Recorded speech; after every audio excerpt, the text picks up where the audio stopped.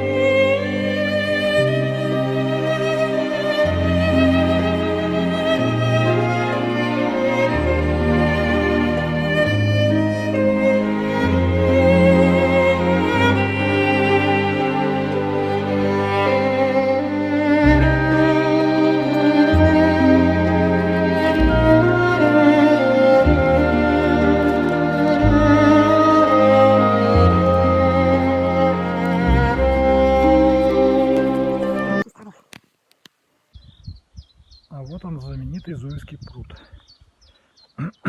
Цель моего путешествия.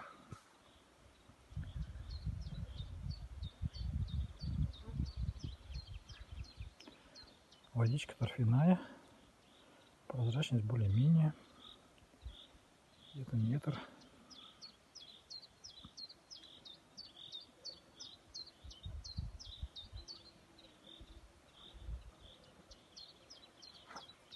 Очень красивые места, но дорога сложная, очень сложная.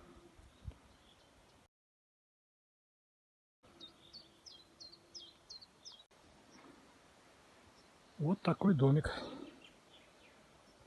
на берегу этого пруда стоит. Сейчас сойдем внутрь, посмотрим, что там.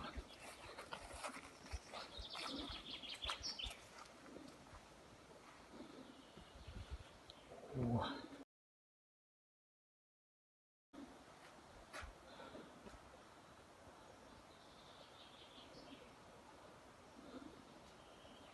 Просто можно жить тут.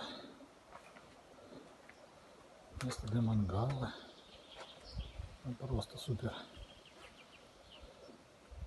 Жалко добираться далеко.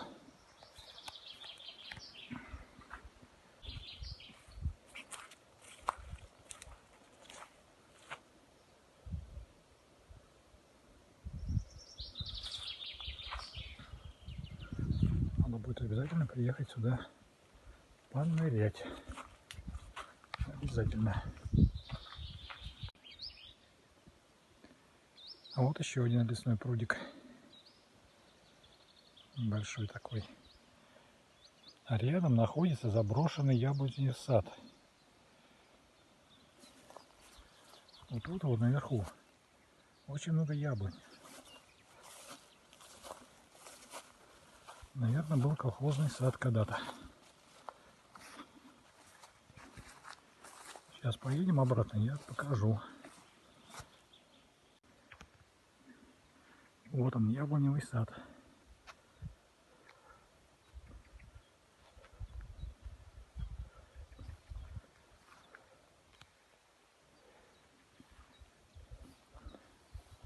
Яблоньки старые уже. Здесь так много их. Все поле в яблонях. А внизу пруд. Наверное, поливной пруд был.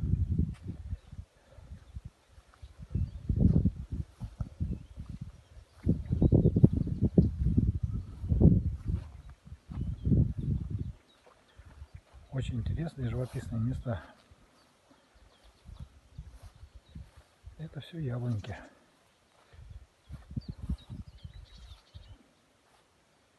Уже старенькие.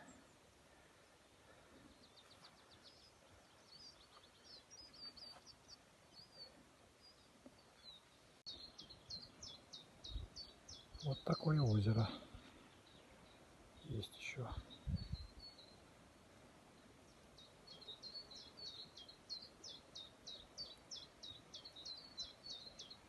Вот такое получилось у него путешествие. Жаль, что я с ним не съездила, но это очень далеко.